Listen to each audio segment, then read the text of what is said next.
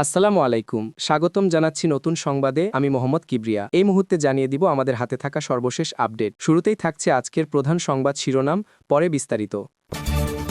শনিবারের মধ্যে ইরানে হামলার ব্যাপারে ট্রাম্পের বৈঠক। সিরিয়া থেকে সব সেনা প্রত্যাহার করে নিচ্ছে যুক্তরাষ্ট্র। গোপন পারমাণবিক পরীক্ষা চালানোর বিষয়ে যা বলছে রাশিয়া। এতক্ষণ শুনছিলেন সংবাদ শিরোনাম। যারা এখনও পর্যন্ত আমাদের চ্যানেলটি সাবস্ক্রাইব করেননি, সব আপডেট সবার আগে পেতে সাবস্ক্রাইব করে ভিডিওটি লাইক দিয়ে আমাদের সাথেই থাকুন। এবার বিস্তারিত। মধ্যপ্রাচ্যের ভূরাজনৈতিক উত্তেজনা এক চরম এবং বিপজ্জনক পর্যায়ে পৌঁছেছে সাবেক মার্কিন প্রেসিডেন্ট ডোনাল্ড ট্রাম্পের একটি সাম্প্রতিক ঘোষণাকে কেন্দ্র করে। তিনি জানিয়েছেন, আগামী শনিবারের মধ্যে ইরানের বিরুদ্ধে একটি সম্ভাব্য সামরিক হামলার চূড়ান্ত সিদ্ধান্ত গ্রহণের জন্য তিনি তার জাতীয় নিরাপত্তা দলের সাথে এক জরুরি বৈঠকে বসতে চলেছেন। ট্রাম্পের এই বক্তব্যটি বিশ্বজুড়ে, বিশেষ করে মধ্যপ্রাচ্যে এবং মার্কিন যুক্তরাষ্ট্রের মিত্র দেশগুলোর মধ্যে সর্বোচ্চ পর্যায়ের সতর্কতা এবং গভীর উদ্বেগের জন্ম দিয়েছে। এই ঘোষণা এমন এক সময় এলো যখন জর্ডান সিরিয়া সীমান্তে একটি মার্কিন সামরিক ঘাঁটিতে ড্রোন হামলায় ৩ জন মার্কিন সেনা নিহত হওয়ার ঘটনায় ওয়াশিংটন এবং তেহরানের মধ্যেকার সম্পর্ক সর্বনিম্ন পর্যায়ে এসে ঠেকেছে। দেশের শীর্ষস্থানীয় নিউজ পোর্টাল যেমন প্রথম আলো এবং যুগান্তর তাদের আন্তর্জাতিক পাতায় এই খবরটি গুরুত্ব সহকারে প্রকাশ করেছে। ট্রাম্প তার চিরাচরিত আক্রমণাত্মক ভঙ্গিতে বলেন, বাইডেনের দুর্বলতার কারণেই আজ ইরান এতটা দুঃসাহসিক হয়ে উঠেছে। আমাদের সেনাদের জীবনের মূল্যে আমরা কোনোভাবেই আপোস করব না। শনিবারের বৈঠকে আমরা এর একটি চূড়ান্ত এবং সমুচিত জবাব দেওয়ার সিদ্ধান্ত নেব। তিনি তার সম্ভাব্য পাল্টা হামলার ধরন নিয়ে কোনো বিস্তারিত বিবরণ দেন নিলেও ইঙ্গিত দিয়েছেন যে এটি হবে খুবই শক্তিশালী এবং দ্রুত। নিরাপত্তা বিশ্লেষকরা ট্রাম্পের এই বক্তব্যকে কয়েকটি দৃষ্টিকোণ থেকে দেখছেন। প্রথমত, এটি তার আসন্ন প্রেসিডেন্ট নির্বাচনের প্রচারণার একটি বড় ধরনের অংশ। তিনি এর মাধ্যমে ভোটারদের কাছে নিজেকে একজন শক্তিশালী এবং ডিসাইসিভ বা নির্ণায়ক নেতা হিসেবে প্রমাণ করতে চাইছেন, যিনি দেশের শত্রুদের মোকাবেলা করতে কোনো প্রকার দ্বিধা করেন না। এটি বর্তমান প্রেসিডেন্ট জো বাইডেনের সতর্ক এবং কূটনৈতিক পদ্ধতির সম্পূর্ণ বিপরীত। দ্বিতীয়ত, এটি ইরানের ওপর একটি তীব্র মনস্তাত্ত্বিক চাপ সৃষ্টির কৌশল। একটি সুনির্দিষ্ট সময়সীমা বেঁধে দিয়ে এবং সর্বোচ্চ পর্যায়ের বৈঠকের কথা বলে ট্রাম্প ইরানকে একটি চরম অনিশ্চয়তা এবং আশঙ্কার মধ্যে রাখতে চাইছেন, যাতে তারা ভবিষ্যতে এই ধরনের কোনো হামলা চালানোর আগে বারবার ভাবতে বাধ্য হয়। তৃতীয়ত, যদিও ট্রাম্প এখন ক্ষমতায় নেই, কিন্তু তার এই বক্তব্য পেন্টাগন এবং মার্কিন সামরিক ইস্টাবলিশমেন্টের ওপরেও একটি বড় ধরনের প্রভাব ফেলবে। এটি তাদের আরও আগ্রাসী এবং কঠোর কোনো পদক্ষেপ নেওয়ার জন্য উৎসাহিত করতে পারে। তবে এই ধরনের একটি বৈঠকের ঘোষণা এবং সামরিক হামলার হুমকি একটি অত্যন্ত বিপজ্জনক স্লিপারি স্লোপ বা পিছলি পথের ঝুঁকিও তৈরি করছে। যদি ট্রাম্প প্রেসিডেন্ট নির্বাচিত হন এবং তিনি সত্যিই ইরানে একটি বড় ধরনের হামলা চালান, তাহলে তার পরিণতি হবে ভয়াবহ।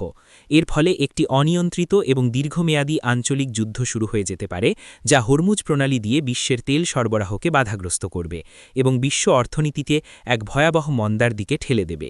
এই কারণেই মার্কিন যুক্তরাষ্ট্রের অনেক ইউরোপীয় মিত্র দেশ যেমন জার্মানি এবং ফ্রান্স উভয় পক্ষকে সর্বোচ্চ সংযম প্রদর্শনের এবং আলোচনার মাধ্যমে কূটনৈতিক উপায়ে সমস্যা সমাধান খুঁজে বের করার জন্য আহ্বান জানাচ্ছে। এখন দেখার বিষয়, ট্রাম্পের এই যুদ্ধের দামামা কি শুধুমাত্র একটি নির্বাচনী বাগাড়ম্বরের মধ্যেই সীমাবদ্ধ থাকবে, নাকি এটি এক ভয়ঙ্কর সংঘাতের সূচনা করবে। এই ধরনের একটি জটিল এবং বিপজ্জনক পরিস্থিতিতে কোন ধরনের পদক্ষেপ সবচেয়ে যৌক্তিক হতে পারে বলে আপনি মনে করেন? আপনাদের মূল্যবান মতামত আমাদের কমেন্ট সেকশনে জানাতে পারেন। মার্কিন যুক্তরাষ্ট্রের মধ্যপ্রাচ্য নীতিতে এক নাটকীয় এবং সম্ভবত এক যুগান্তকারী পরিবর্তনের ঘোষণা এসেছে। পেন্টাগনের পক্ষ থেকে জানানো হয়েছে, মার্কিন যুক্তরাষ্ট্র সিরিয়ার উত্তর পূর্বাঞ্চল থেকে তাদের অবশিষ্ট সকল সৈন্য প্রত্যাহার করে নেওয়ার প্রক্রিয়া শুরু করেছে। এই আকস্মিক সিদ্ধান্তটি বিশ্বজুড়ে, বিশেষ করে এই অঞ্চলে মার্কিন যুক্তরাষ্ট্রের মিত্র অর্থাৎ কুর্দিশ সিরিয়ান ডেমোক্র্যাটিক ফোর্সেস বা এসডিএফের জন্য একটি বড় ধরনের ধাক্কা এবং বিশ্বাসঘাতকতা হিসেবেই দেখা হচ্ছে। এই সৈন্য প্রত্যাহারের সিদ্ধান্তটি এমন এক সময়ে এলো যখন এই অঞ্চলে তুরস্ক একটি নতুন করে সামরিক অভিযান চালানোর হুমকি দিচ্ছে এবং আইএসের মতো সন্ত্রাসী গোষ্ঠীর পুনরুত্থানের আশঙ্কাও বাড়ছে। এই সিদ্ধান্তের পেছনের মূল কারণ হিসেবে দেখানো হচ্ছে সাবেক প্রেসিডেন্ট ডোনাল্ড ট্রাম্পের দীর্ঘদিনের আমেরিকা ফার্স্ট নীতি এবং মধ্যপ্রাচ্যের অন্তহীন যুদ্ধ বা এন্ডলেস ওয়ার্স থেকে মার্কিন যুক্তরাষ্ট্রকে বের করে আনার প্রতিশ্রুতি। ট্রাম্প বারবার বলে এসেছেন সিরিয়ায় মার্কিন সৈন্যদের আর কোনো প্রয়োজন নেই এবং আইএসকে শতভাগ পরাজিত করা হয়েছে। তিনি মনে করেন এখন এই অঞ্চলের নিরাপত্তা রক্ষার দায়িত্ব স্থানীয় শক্তি যেমন তুরস্ক এবং অন্যান্য আরব দেশগুলোরই নেওয়া উচিত। এই সিদ্ধান্তের ফলে সিরিয়ার প্রায় ২,০০০ মার্কিন সৈন্য যারা এতদিন ধরে আইএসের বিরুদ্ধে লড়াইয়ে এসডিএফকে প্রশিক্ষণ, গোয়েন্দা তথ্য এবং আকাশপথে সহায়তা প্রদান করে আসছিল, তারা এখন দেশে ফিরে যাবে। বিশ্লেষকরা বলছেন এই সৈন্য প্রত্যাহারের বেশ কয়েকটি গুরুতর এবং সুদূরপ্রসারী প্রভাব রয়েছে। প্রথম এবং সবচেয়ে তাৎক্ষণিক প্রভাবটি পড়বে কুর্দিশ এসডিএফের উপর। মার্কিন যুক্তরাষ্ট্রের আকাশপথের সুরক্ষা ছাড়া তারা এখন তুরস্কের সামরিক বাহিনীর একটি সম্ভাব্য বড় ধরনের আক্রমণের মুখে কার্যত অরক্ষিত হয়ে পড়বে। তুরস্ক এসডিএফের প্রধান অংশ অর্থাৎ ওয়াইপিজিকে তাদের দেশের পিকেকের একটি শাখা এবং একটি সন্ত্রাসী সংগঠন হিসেবেই দেখে। তুরস্ক দীর্ঘদিন ধরেই সিরিয়ার অভ্যন্তরে একটি সেফ জোন বা নিরাপদ অঞ্চল তৈরি করার কথা বলে আসছে, যেখান থেকে তারা কুর্দিশ যোদ্ধাদের বিতাড়িত করতে চায়। এই সৈন্য প্রত্যাহারের ফলে তুরস্ক সেই সুযোগটি পেয়ে গেল বলে মনে করা হচ্ছে।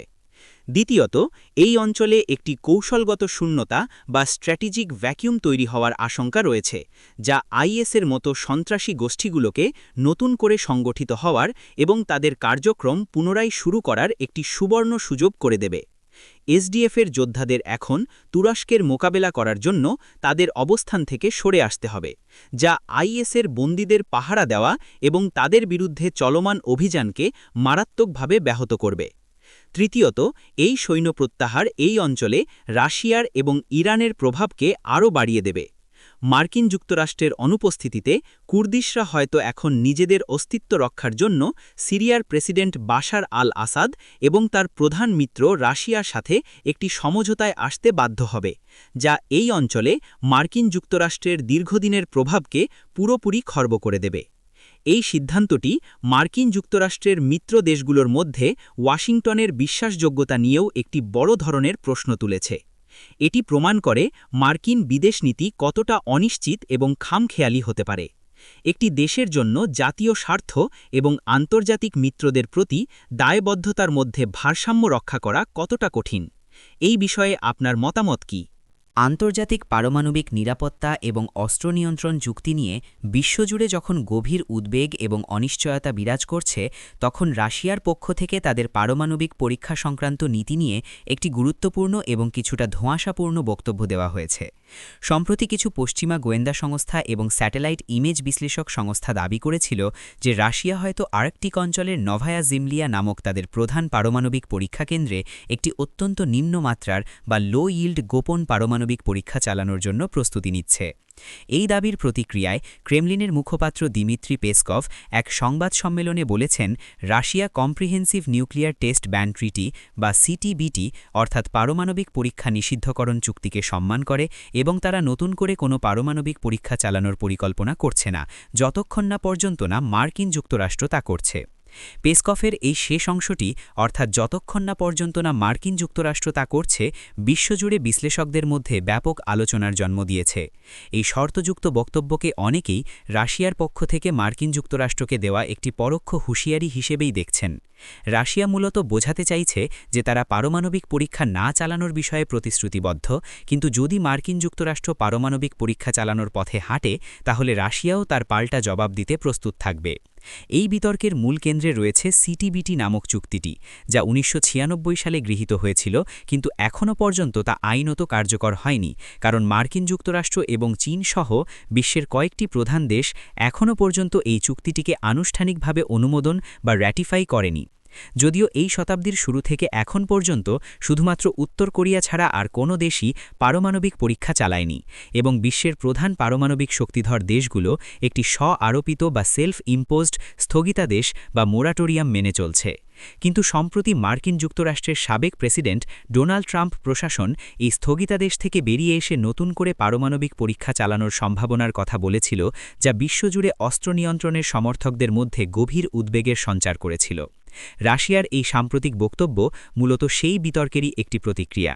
রাশিয়া আশঙ্কা করছে যদি ট্রাম্প পুনরায় নির্বাচিত হন তাহলে তিনি হয়তো সত্যিই নতুন করে পারমাণবিক পরীক্ষা চালানোর সিদ্ধান্ত নিতে পারেন, যাতে মার্কিন যুক্তরাষ্ট্র তাদের পারমাণবিক অস্ত্রের ভাণ্ডারকে আধুনিকায়ন এবং পরীক্ষা করে নিতে পারে। এই পরিস্থিতিতে রাশিয়াও আগে থেকেই একটি বার্তা দিয়ে রাখতে চাইছে যে তারা পিছিয়ে থাকবে না। বিশ্লেষকরা বলছেন এই পরিস্থিতি বিশ্বকে একটি নতুন এবং অত্যন্ত বিপজ্জনক পারমাণবিক অস্ত্র প্রতিযোগিতার দিকে ঠেলে দেওয়ার ঝুঁকি তৈরি করছে। যদি মার্কিন যুক্তরাষ্ট্র বা রাশিয়া কোনো একটি দেশও নতুন করে পারমাণবিক পরীক্ষা চালায়, তাহলে চীন, ভারত এবং পাকিস্তানের মতো অন্যান্য পারমাণবিক শক্তিধর দেশগুলো একই পথে হাঁটতে উৎসাহিত হতে পারে, যা গত কয়েক দশক ধরে গড়ে ওঠা বিশ্ব পারমাণবিক নিরাপত্তা কাঠামোকে পুরোপুরি ভেঙে দেবে। এখন দেখার বিষয়, বিশ্বের প্রধান পারমাণবিক শক্তিধর দেশগুলো কি সংযমের পথে হাঁটবে, নাকি তারা একটি নতুন এবং আরও ভয়াবহ অস্ত্র প্রতিযোগিতার সূচনা করবে।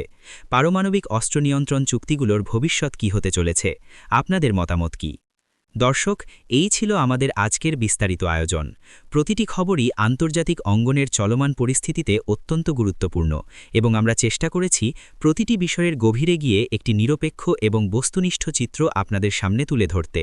আপনাদের মূল্যবান সময় দিয়ে আমাদের সঙ্গে থাকার জন্য অসংখ্য ধন্যবাদ। যদি আমাদের এই পরিবেশনা আপনাদের ভালো লেগে থাকে এবং তথ্যবহুল মনে হয়, তাহলে অবশ্যই ভিডিওটিতে একটি লাইক দেবেন। আপনাদের প্রতিটি লাইক আমাদের আরও ভালো কাজ করতে অনুপ্রাণিত করে। আর আপনি যদি আমাদের চ্যানেলে নতুন হয়ে থাকেন এবং এই ধরনের নিরপেক্ষ এবং গভীর বিশ্লেষণমূলক খবর নিয়মিত পেতে চান, তাহলে এখনই চ্যানেলটি সাবস্ক্রাইব করে পাশের বেল আইকনটি অন করে রাখুন।